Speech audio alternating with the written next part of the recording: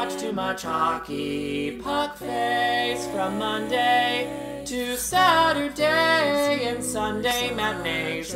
Puck face. You're such a puck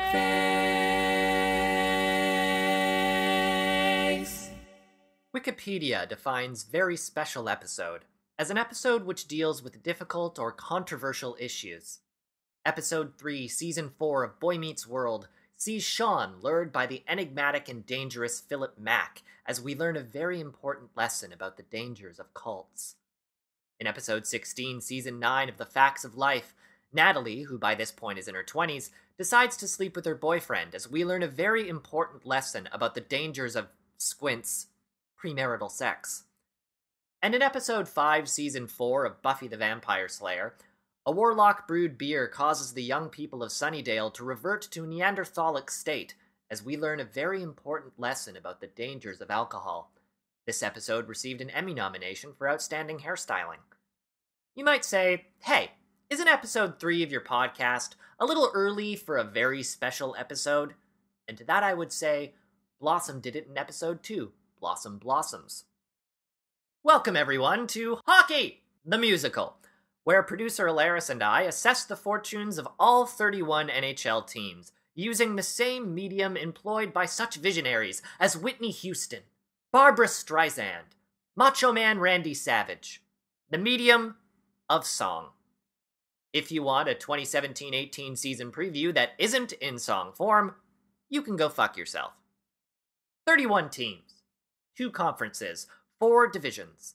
We'll begin with the Western Conference, working our way through the Pacific, then the Central, and on to the Eastern Conference, starting with the Atlantic, and then finishing with the stacked AF Metro Division. The order within each division will be loosely alphabetical. We will begin with the hitherto shitty Arizona Coyotes. But first, the news. Game of Thrones stars Kit Harington and Rose Leslie have announced their engagement. The pair plans to tie the knot in a small ceremony with close friends and telegraphed plot points. Medical researchers were able to restore consciousness to a man who spent 15 years in a vegetative state. The man's first acts were to briefly catch up on world news and sue the doctors who woke him.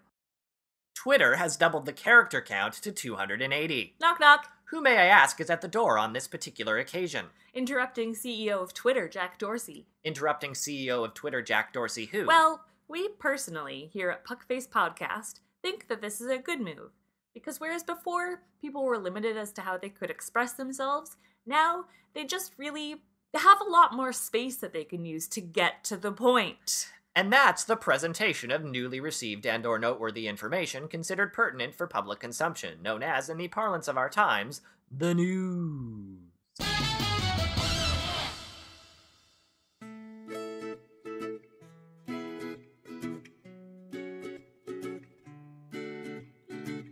Do you want a surprise? Something unpredictable right before your eyes. Do you want to be amazed? See Hjalmarsson and Chikrin and Ekman Larson play. Heckin' good dogs. Heckin' good dogs. These coyotes are heckin' good dogs. They're 12 out of 10. They might not make the playoffs, but these doggos are a friend. John Chayka's barely old enough to drive. Did you know that Luke Shen is still alive? Heckin' good dogs. Heckin' good dogs. These coyotes are heckin' good dogs.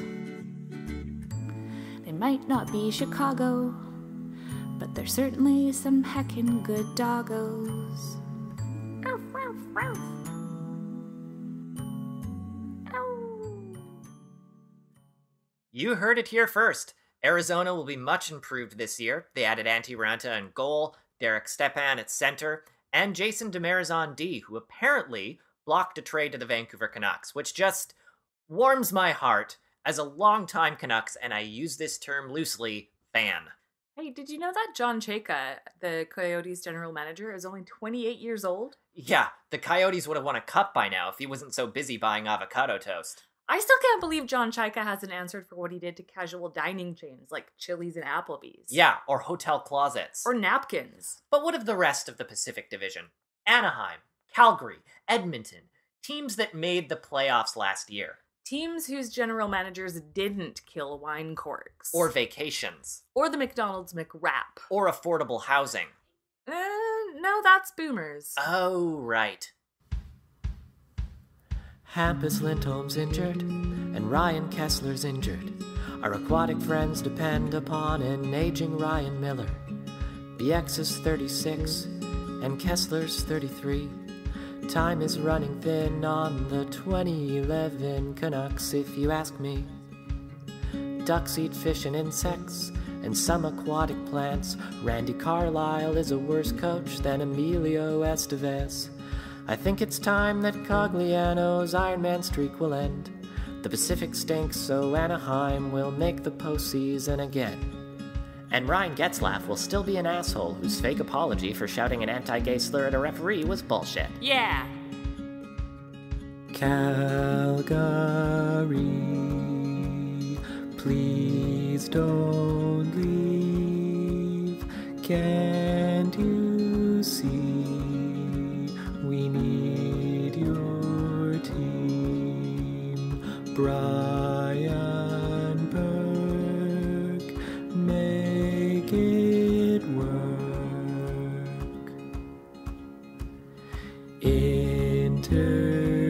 Intercede, hear Nenshi. Don't be so damn greedy. Bacon King, pay for the damn thing. You need a new arena. You know he has the bling. This old town is playoff bound, so don't move to Seattle. We want you guys around.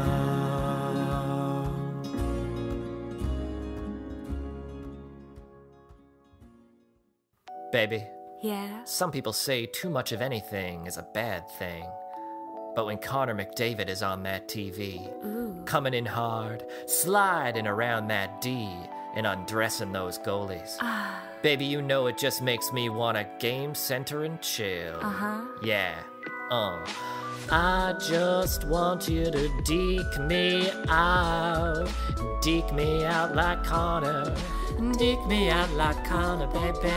I just want you to deke me out. Deke me out like Connor. Freak me out like Connor. I just want you to show me that release and unleash the beast from the west to the east. Bring me right out of my seat when you're feeding on my goal crease. I just want you to deke me out and take me all the way to the conference finals or an orgasm.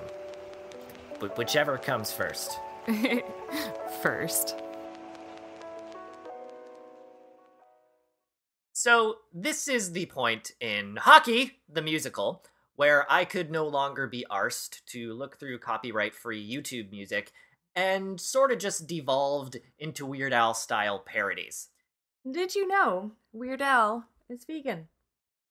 Anyway, much has been made of the LA Kings' decline over the last few years. Bad contracts, aging stars, consistent possession. Oh, you mean they're Corsi and Fenwick? Why is that a bad thing? No, Taylor, not puck possession. Oh, possession of what then? Just play the song.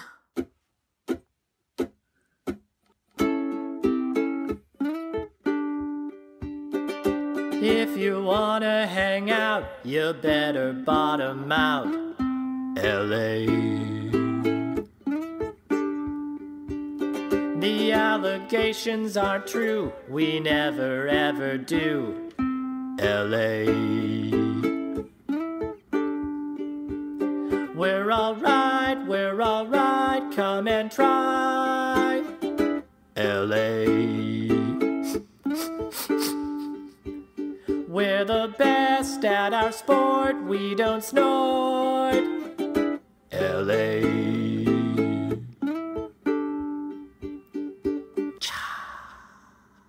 Oh, I get it! Cocaine! Taylor, you sang that song. Allegedly sang that song. Anyway, we conclude our trek through California with the San Jose Sharks, a team without Patrick Marleau this year, but not without a certain je ne sais quoi. A je ne sais quoi, if you will. Oh my god, Becky, look at that beard. It is so big. He looks like one of those people who owns a craft beer company in Portland, or like a lumberjack who works in Portland, or like a person from Portland. I like big beards that I cannot lie. You other players can't deny. When Brent Burns walks in with a beard so thick and a round thing on his stick, you get scored on, shots poured on. You better hope you got record on. I see that beard you're sporting, making the playoffs with Joe Thornton. The San Jose Sharks debuted in 1991. Baby Got Back was released in 1992. Coincidence? Yes. And now for BC's very own, the Vancouver Canucks. Jim Banning. Wow, what a great song. You really captured the overarching forlornness and general ennui of the Canucks, and I use this term loosely, fan base. Thanks. Well, we have one more Pacific Division team to slot in. Our ace in the hole. Our team that you don't give two craps about. Ooh, can I try one? A team that'll warm you up when it's Excalibur. Brand new city, gonna set the league, gonna set the NHL on fire. Got $500 million of expansion money, could Gary Bettman be pitching one higher?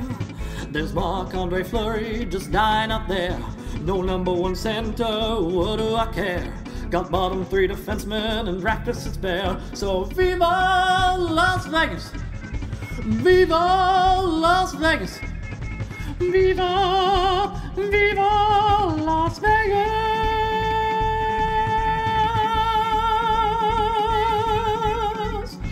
Thank you very much. And so much for Act 1. Ah! Oh, this seems like a good time to bring in a running series on Puckface Podcast. In the spirit of Ice-T's Dungeons & Dragons audiobook, this is Hockey D&D League.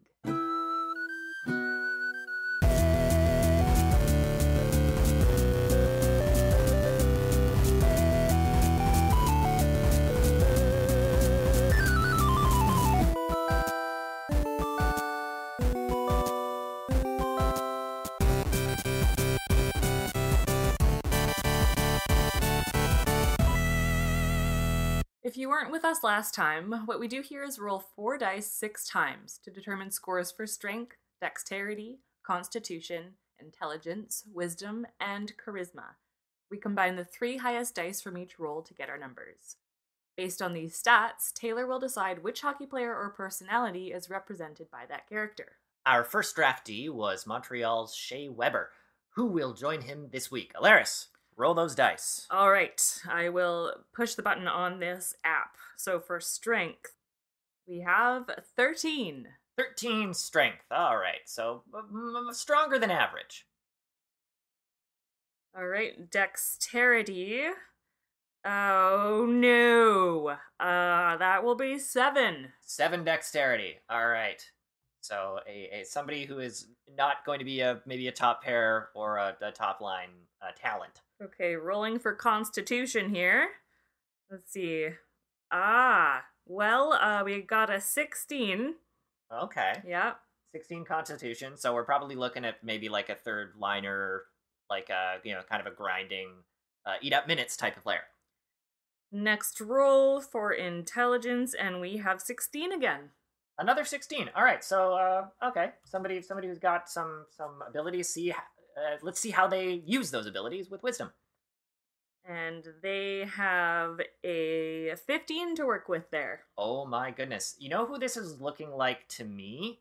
Who's that? A little bit like Matt Cullen, the sometime fourth line center for the Pittsburgh Penguins and now the Minnesota Wild. But Yeah. I'm not so sure about that. Let's see. Okay. Let's see what charisma says. Yeah, let's see. He's working with 14 charisma. 14 charisma. That's pretty good. You know what? Let's go with Matt Cullen. Okay. I like Matt Cullen. Cully's a good guy. He's a family man, and he can put the puck in the net sometimes. His dexterity probably would have been a little higher when he won a cup with the Carolina Hurricanes, but I think this is a pretty Matt Cullen-y player. Well, congratulations, Matt Cullen. You're on the team. Yeah, you might not be on the Pittsburgh Penguins anymore. You have no chance to three-peat, but you do have a chance to take part in Hockey D&D League. Who will be next to excuse me, to accompany Shea Weber and Matt Cullen on their quest? Tune in next time. And now, back to Hockey, the musical. Jonathan Taves is a centerman who plays for the Hawks. He'll put you to sleep each time he talks. The salary cap is a total mess, and Marian Hossa can't get dressed, so if you want to get swept in 4 games, you might grow up to be John Taves, or would you like to play for the Stars? Carry Radulov home in a jar, and be better off than you are. Or would you like to be Duchesne? Duchesne is an avalanche who cannot be swayed. He asked Joe Sakic for a trade. He's kinda overrated, just like Varlamov. And if he does get traded, he'll be in the playoffs. So if you think you're an unmitigated pain, you might grow up to be Duchesne. Or would you like to cheer for the Stars? Have the highest scoring by far, and a jersey so green it's bizarre. Or would you rather be the Wild?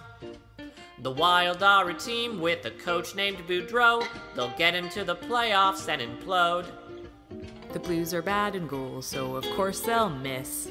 The Jets won't make it either, and their fans will be pissed. So if you want a hockey team that is on par, then you should choose the Dallas Stars.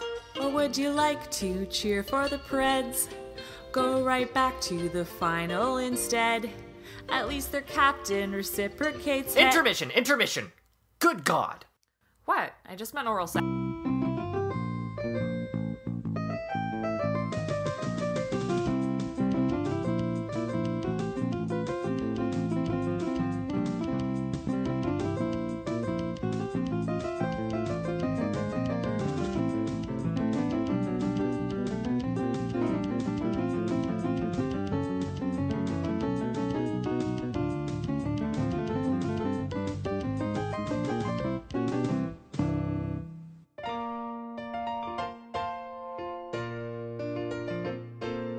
Making your way in the league today takes everything you've got.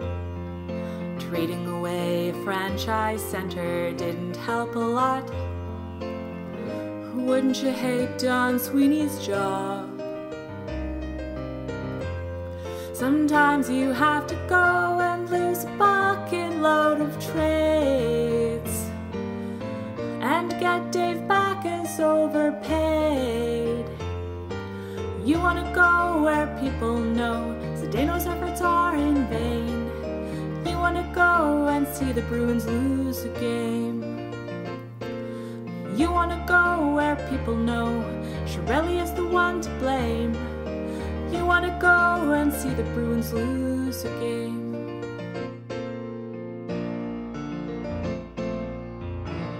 How's the world treating you, Marchie? Welcome to Act 3 of Hockey, the musical, the Atlantic Division. Hey, Alaris, what did you make of the last season of the Buffalo Sabres? Well, I thought the whole narrative that led up to Tim Murray's ousting didn't make a lot of sense. Like, it was completely telegraphed right from the beginning, but they tried to be all coy about it. Ooh, will Jack Eichel take Tim Murray's side, or will he betray his own team? And you're like, oh my god, obviously he's not going to do that. So when he doesn't, you're like, okay, where's the suspense? Where's the clarity of motivation? Interesting. How about the Detroit Red Wings? Well, I felt the sense of place that they developed over all those years was suddenly betrayed. Like, in one moment, Brendan Smith and Steve Ott are there, and then they're suddenly way off in another city. Like, how did Thomas Bennett get to Florida in one scene when it used to take Jaime Lannister a whole season to get to King's Landing? And as for Florida, I felt like they blew all their budget on CG just to make it look like Jagger could still skate, rather than putting those resources into good storytelling. I know exactly what you mean. Here's a song about 3 teams we probably won't see in the playoffs this year. Jack Eichel looks like Joffrey Baratheon. Looks like Joffrey, just like Joffrey. He drove out Dan Bilesma and Tim Murray. Killed Tim Murray, metaphorically. Detroit has a brand new arena. Little Caesars, yummy pizza. Athanasiu is threatening to leave ya. Gonna leave ya, fucking see ya. Yager is way too old. He won't be signed. Last season of Game of Thrones was just alright. Wasn't great though. Wow, what a great song. We now come to an original 6 team, and a team that just so happens to be your childhood favorite, Alaris, the Montreal Canadiens. Hit it! Frère Price, dormez-vous, better not or they're fucked. Sorry, but the Habs suck. Yes, it's true. Yes, it's true. Yes, it's true. Oh, shut up, asshole. Wow, the truth hurts, doesn't it? Says the Canucks fan. Again, I use the term fan loosely. I think the Canucks use the term hockey loosely. But enough about them. Back to the Habs. Here's one. What do you call a guy who'd be a number 4 center in an ideal situation? At best a number 3, but in the case of the Canadiens, he's a number 2 center. What? Dunno. Ugh, Taylor, that's my joke. Okay. Did you hear about the matching feet that were discovered off the coast of Port Renfrew? No.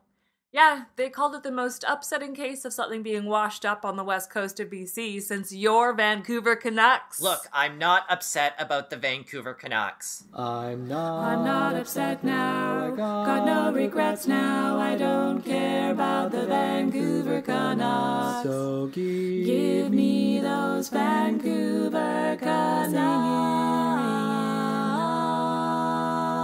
It's a wonderful day for an exorcism. Oh good, they've arrived. That's right, we've brought in a real-life barbershop quartet to tell us all about our next team, the Ottawa Senators. Please welcome the official barbershop quartet of Puckface Podcast, Pitch Please! Oh, Ottawa, Erik Karlsson's on the shelf. Alfie's retired.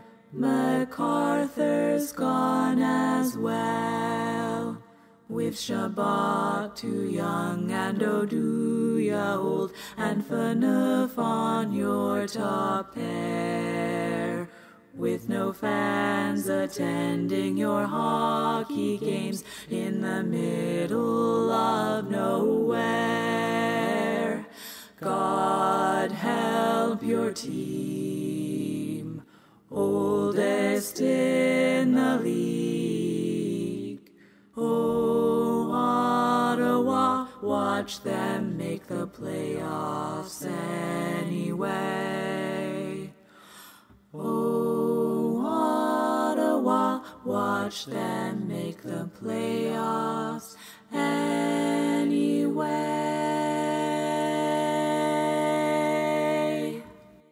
Wow, barbershop. So exotic.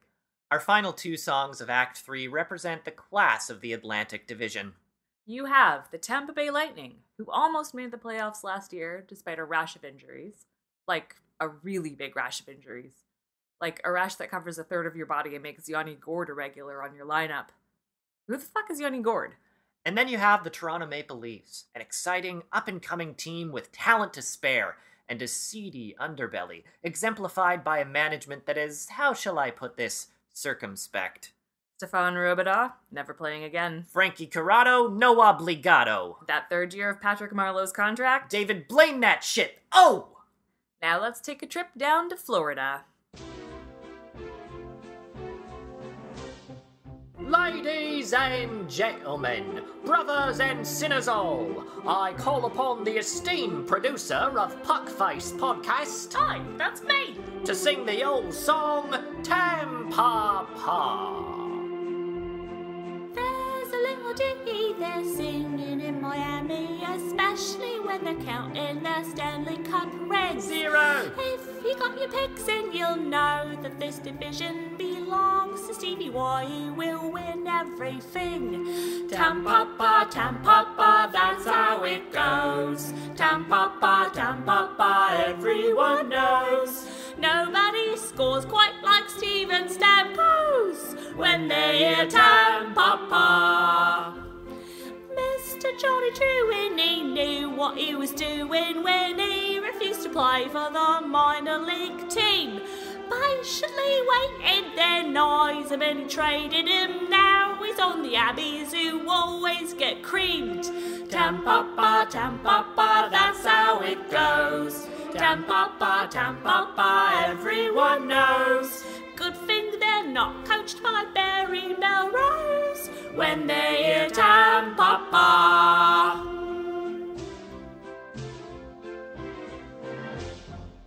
You just had to throw a dig at the Habs in there, didn't you? And how?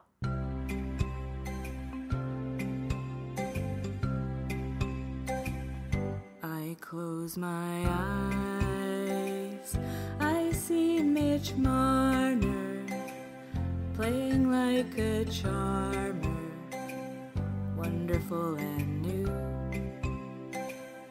I see my sweet William Nylander, Austin's wing commander, any Leaf will do. I wore my old Doug Gilmore jersey, never again to worry about the boys in blue.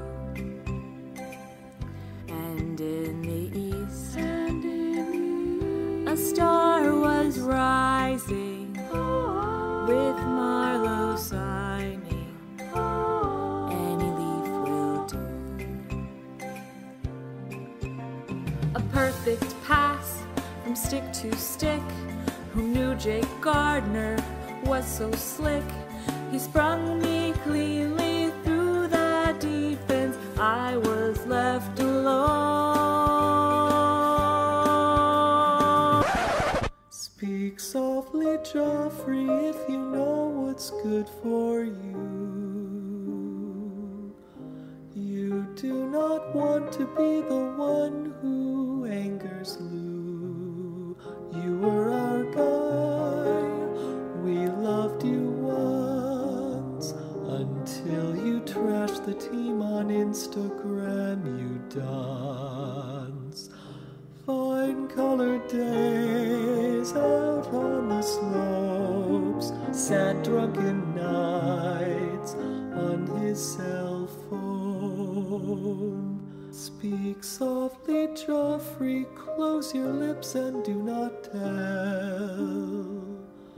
You shut your yap or else you're in the AHL.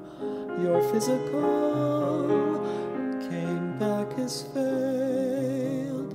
That's what you'll say if you want to keep your thumbnails.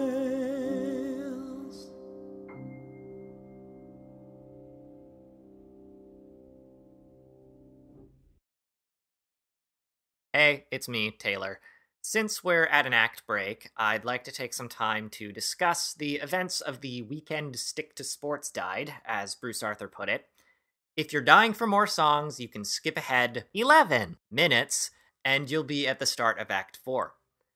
So, the Pittsburgh Penguins accepted 45's invitation to the White House, and we saw the wretched statement from Coach Mike Sullivan saying it's a, quote, politics aside thing, which, here's the thing about white supremacy. If you express neutrality, you're for it. Sidney Crosby defended the decision, saying it is a, quote, tremendous honor to go to the White House, and that they respect the office of the president, even though it is occupied by a white supremacist. Sidney Crosby, who has built his brand on being apolitical, expressed a more political statement by seeking out neutral ground on white supremacy than we have seen from any other face of the game maybe ever. The best takes on all of this, in my opinion, have come from Jashvina Shah, at Ice Hockey Stick on Twitter, episode 18 of her podcast, Sticking to Sports, titled On Hockey Culture, the Penguins' White House Visit, and more. Please, please, please, go check it out. It is far more important than any of the goofiness we do here. She talks about why the onus shouldn't be on players of color to kneel or to speak out. JT Brown of the Tampa Bay Lightning has received death threats for just talking about kneeling. Allies need to do more of the work. She also talks about the framing of the white-dominated mainstream hockey media in the wake of the Penguins' decision. There are questions white beat reporters typically won't ask of athletes. She points this out, that a reporter of color, if you hired one, would. Beat reporters have been asking hockey players about kneeling and not asking them about accountability for police, which is at the root of the issue of kneeling. Since listening to Shaw's podcast, I have been observing what hockey talking heads have been choosing to focus on. I listen to a lot of sports talk radio, TSN in particular. James Duthie was doing a hit on Landsberg in the morning, and he essentially boiled down the problem with the Penguins' decision to go to the White House to timing and tone. He called their timing tone deaf and blind, which abled white progressives never fail to recruit ableism in their commentary on social justice. I like James Duthie. He seems like a nice guy, but that's disappointing. And that's a thing whiteness does. It loves to focus on tone rather than systemic violence. And if you think my concern with Duthie's ableist language is about tone, it's not. A large amount of people murdered by police are deaf. 50% of people murdered by police in the United States have a disability of some kind. When you casually use disability as a metaphor for ignorance, as a metaphor for what's wrong with the unjust side of injustice, you are treating state violence against disabled people as a perfunctory social justice issue. If you're listening, and you casually use disability or mental illness as a shorthand for bigotry, I have 3 words: thesaurus.com. Now, Duthie and others have brought systemic issues into the conversation, but when they do, it's very sanitized, and it always comes back to timing and tone. I'm not a Keith Olbermann fan per se, but he was right when he said 45's racism is now the Pittsburgh Penguins' racism. TSN's Matt Cauz, noted Harper supporter, said his problem with Olbermann's statement wasn't that there was anything necessarily factually wrong with it, but that it was, quote, too strident. Look, of course white supremacy is bad, but heaven forbid we resist it in a way that's a tad grating. White culture is saying racism is bad out of one side of your mouth and complaining about the tone of those resisting it out of the other side. White owners in the NFL have been defending their athletes for kneeling or linking arms or staying in the dressing room, but have framed their support as a general unity thing rather than a specific statement about state violence. Bruce Arthur was on Landsberg in the morning, and he discussed unity as a concept. He said, quote, "What does that mean? What are you united in service of? Some people are trying to make it, we are united as human beings and therefore we are against racism. Okay, that's also a Coke commercial." That's Bruce Arthur, not me. Until you are clear about what you are united against, then unity means whatever anyone wants it to mean. White culture is, at every opportunity, co-opting resistance to white supremacy and converting it into a subservient, malleable, and capitalist construct in service of the status quo. TSN's Craig Button made the point at the end of a pretty milquetoast discussion on Leafs Lunch that, quote, without discussion, nothing will change. A truly profound statement. Discussion of what, exactly? Because the words white supremacy weren't uttered once during that segment of all-white TSN employees with a platform they could have been using to elevate black voices. Discussion is a hugely attractive end goal for those who are consistently privileged by discussion. Until oppressive systems are dismantled, nothing will change. Until policy changes, nothing will change. Until money is invested in marginalized community and marginalized people are given platforms, nothing will change. Until policing practices are radically deconstructed and the prison system in the United States is not a continuation of slavery, nothing will change. White culture is discussion having already presented clear solutions that are uncomfortable to us, so we discuss it more.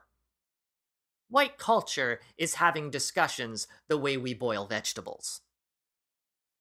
TSN's Gord Miller, who again seems like a nice, socially liberal white moderate, gave as his reason why the Pen shouldn't visit the White House that 45 has made it a free speech issue by bringing athletes into it and saying that they should be fired for their expression.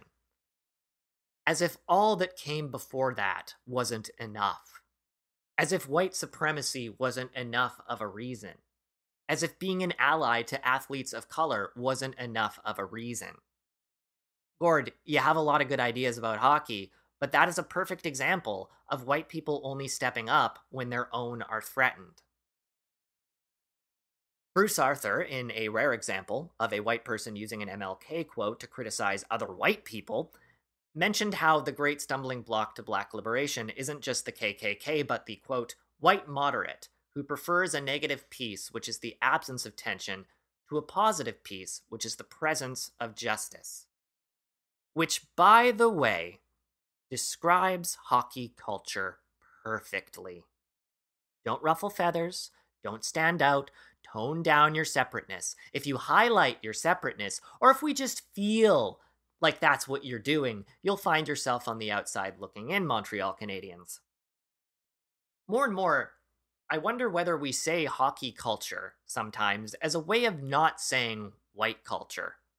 Just as a thought experiment, whenever you see the words hockey culture, replace hockey with white, because sometimes that's kind of what's going on.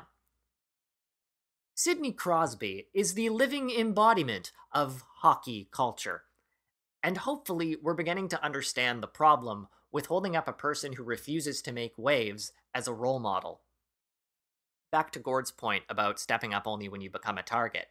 Fascism is, quote, omnicidal, as Ebony Elizabeth Thomas puts it, at Ebony Teach on Twitter. Quote, if you think you're safe from fascism's omnicidal scythe, you don't know a thing about fascism. You aren't, and neither are your loved ones. As fascism grows, as white supremacy grows, it will choose white targets deemed to be degenerate. The time to resist it is before that happens. Mike Johnson was on Leafs Lunch, and he thankfully made a point that I've heard no one else make on Sports Talk Radio, maybe others have, and I just missed it. He pointed out that for all the comments that kneeling during the anthem is an insult to people who served, Colin Kaepernick originally was sitting during the anthem, and he approached veterans about it who told him it would be more respectful to them to kneel, so he did. So for those who say lefties, which is code, disrespect veterans by kneeling, when was the last time you consulted an actual veteran on your own actions and assumptions?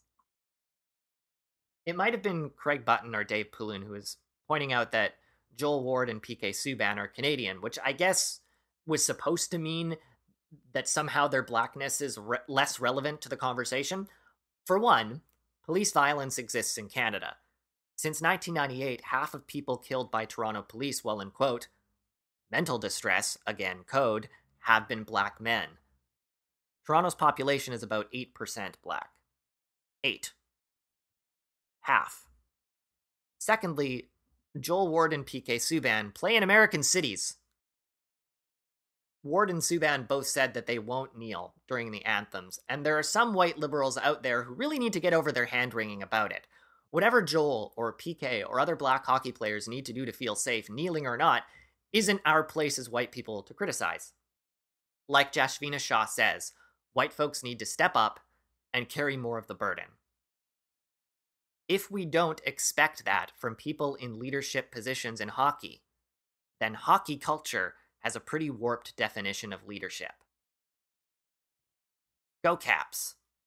Now back to silly hockey songs. Welcome back to Hockey, the musical. Act 4 is all about the Metropolitan Division. A division with no teams that look truly terrible going into next season. Washington and Pittsburgh may have taken a hit, but they're still tops in what should be the best division in hockey. We began with the Carolina Hurricanes, who were already one of my favorite teams to watch before they drafted my favorite player from last year's World Junior Tournament, Martin Necas. Draws penalties with his neutral zone speed, protects the puck so well in every zone, makes sneaky great little passes. He won't play for them for the next couple of years, but man, this team just gets better and better. You signed Scott Darling, and I've been waiting all summer. The underlying numbers can't be wrong.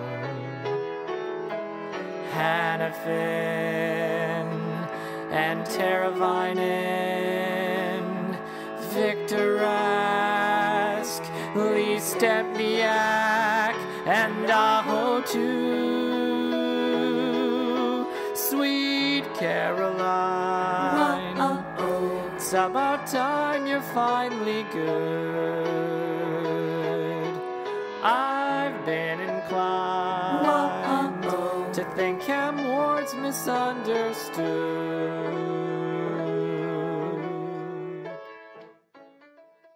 You know, we were so excited about having an actual barbershop quartet in the studio, we decided we'd bring them back to serenade the Columbus Blue Jackets. Specifically their coach, John Tortorella, patriot, dog lover, abusive prick. Distinguished guests, please welcome back the official barbershop quartet of Puckface Podcast. Pitch, please. Oh, say, can you stand at the coach's command? If you don't, then you'll sit. Tortorella demands it. Though the defense is great and they play well at home, it's true without Sergei Bobrovsky, they're boned. Oh, say, does that stick-wielding penguin have a say on their place in the Metro and the rounds that they play?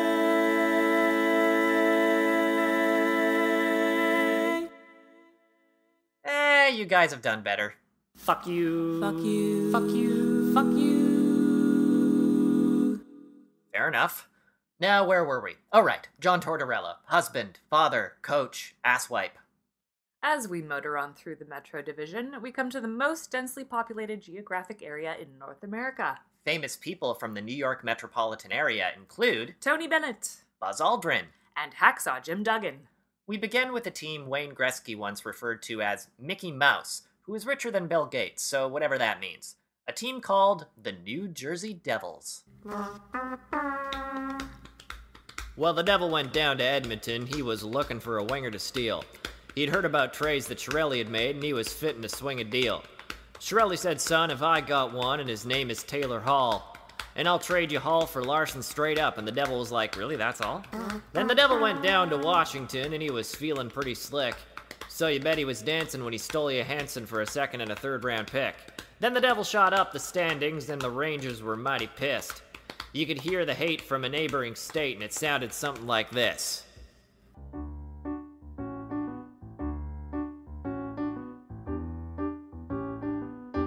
Start spreading the news. I'm leaving today. I've had enough of this bullshit. New York, New York. These male model shoes are longing to stray. Or my name's not Henrik fucking Lundqvist. New York, New York. I'm gonna wake up in a city that fucking wins. No more goddamn second round exits. Not that shit again. Start spreading the news.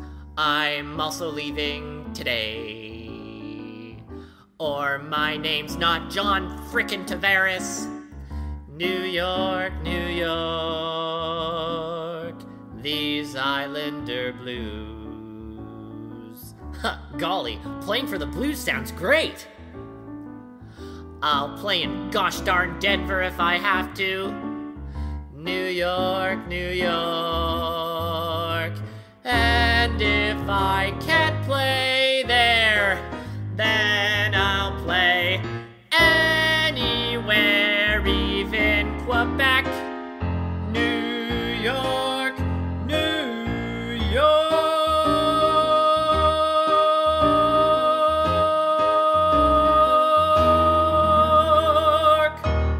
Poor Henrik Lundqvist. Poor John Tavares. No, poor Henrik Lundqvist. Look, can we just agree that given their career trajectories and what Tavares' options are going to be in free agency, that neither of them are likely to ever win a cup? Poor Henrik Lundqvist.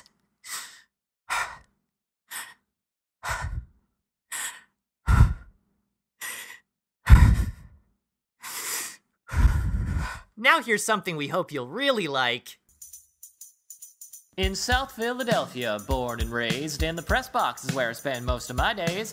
Chilling out, thinking about how to approach telling the general manager he should fire the coach. I'm Shane Gostisbehere and I deserve better. I am the best young defenseman in an orange sweater. I had one bad shift and the coach got scared. He said, "You're not playing tomorrow. Go sit by Pierre." Think he could scratch me just because he won a couple of games in North Dakota? Jerk. I pulled up to Pierre, said, "What's new today?" And he told me all my stats in the NCAA. I looked on the ice. Our defense was awful. The coach sat me and dressed Andy McDonald. Bullshit. Shane Gostisbehere. I almost won the Calder. Well, just like that, we have only 2 teams left. Possibly the 2 best teams of the last couple seasons, and 2 teams still considered the class of the NHL.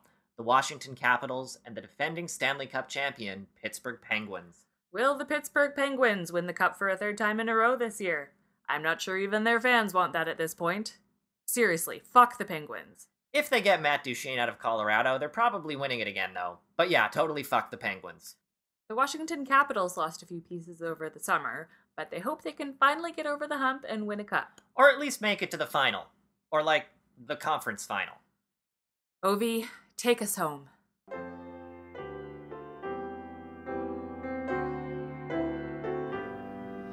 Oh, Alex Ovechkin, poor guy, just can't win. Marcus Johansson got traded away. Alex Ovechkin, Washington's captain, 4-time Olympian, if he had his way. Will a champion be crowned? Will he pass the second round? Alex, oh Alex, oh Alex, why does Crosby so astound? Why do flightless birds confound? Alex Ovechkin, will he rebound?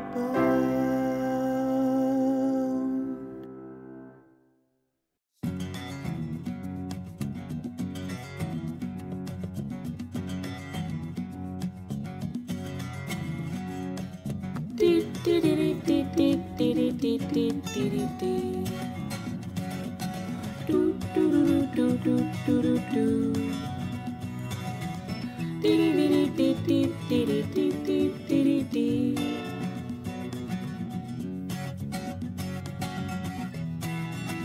And here's to you, Mr. Rutherford. Donald loves you more than you will know. Whoa, whoa, whoa. God bless you, please, Mr. Rutherford. The White House holds a place for you today. Hey, hey, hey. Hey, hey, hey. We'd like to say congratulations on your great franchise. We'd like to wish you well again this year. Look around you, all you see are friendly @replies. Stroll around the garden till you feel at home. Cuckoo-ca-choo, Mr. Rutherford.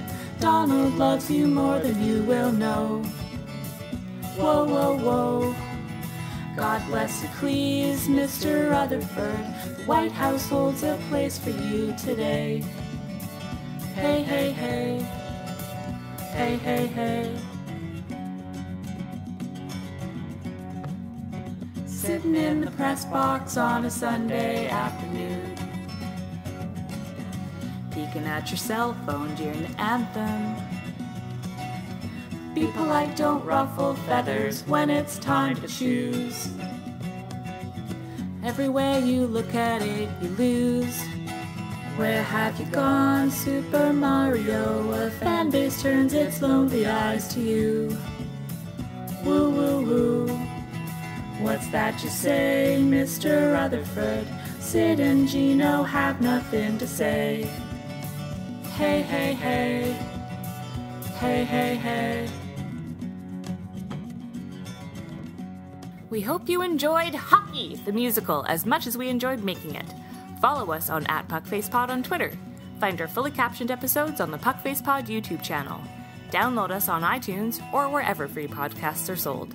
But tell me what you want, because if what you really, really want is an alternative, you can also listen to us on SoundCloud. Now get out of here, you puckface.